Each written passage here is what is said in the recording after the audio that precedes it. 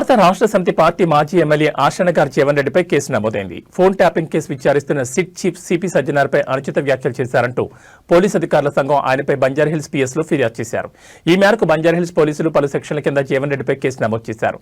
గత ఆదివారం తెలంగాణ భవన్లో జీవన్ రెడ్డి మీడియాతో మాట్లాడుతూ సిపి సజ్జనార్ ఖబర్దార్, నన్నే ఏమీ చేయలేకపోయావు, ఇంకా కేసీఆర్ని ఏం చేస్తావు?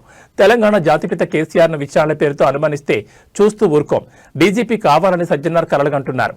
కర్ణాటకలో కాంగ్రెస్ తరఫున ఎంపీగా పోటీ చేయాలని సజ్జనార్ ప్రయత్నం చేయలేదా? పింక్ బుక్ లో సజ్జనార్ నంబర్ 1లో ఉంటారు.